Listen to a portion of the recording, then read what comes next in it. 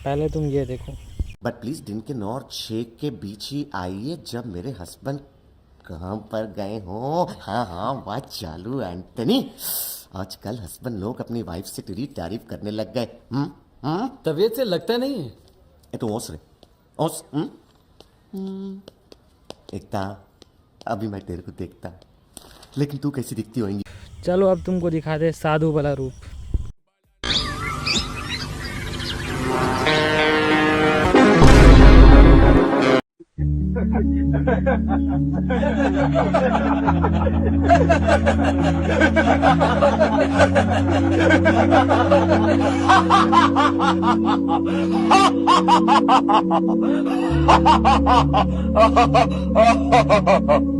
ब्राह्मण देवता, आप सभा को देखकर इस तरह क्यों हंस रहे हैं?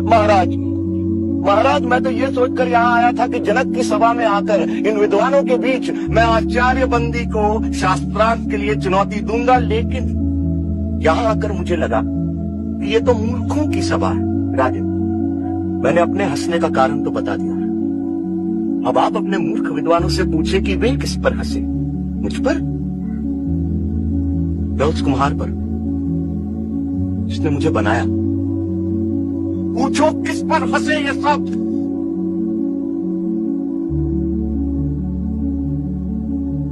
ब्राह्मण कुमार, मुझे और मेरे दरबारियों को इस अज्ञान के लिए क्षमा करें, पर मेरा निवेदन है कि अभी आप आचार्य बंदी से शास्त्रार्थ करने के लिए वयस्क नहीं हुए हैं। आचार्य बंदी से शास्त्रार्थ करना कठिन है। उनसे शास्त्रार्थ में हारने वाले को जल समाधि लेनी पड़ती है।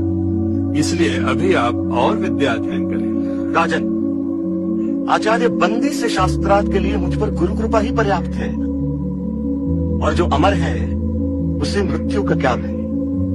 किसी महान उद्देश्य के लिए प्राण देना मृत्यु नहीं होती। आप आचार्य बंदी के सामने मुझे प्रस्तुत करें। मैं हूं आचार्य बंदी। मैं तुमसे शास्त्रार्थ करने के लिए तैयार हूं, पर क्या तुम्हें मेरी शर्त स्वीकार है? एक ही बात बार बार कह आप हमें भयभीत करने की नाकाम कोशिश क्यों कर रहे हैं? चाहो तो तुम दोनों एक साथ मेरे साथ शास्त्रार्थ कर सकते हो। मैं एक हूं और एक ही आपसे शास्त्रार्थ करूंगा।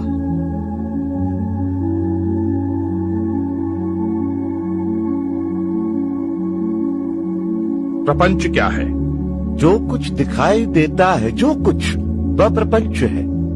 जो दिखाई देता है का तात्पर्य क्या है?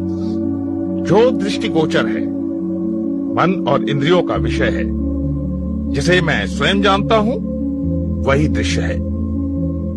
जो दृष्टा है उसे कौन जानता है? स्वयं को कौन देखता है?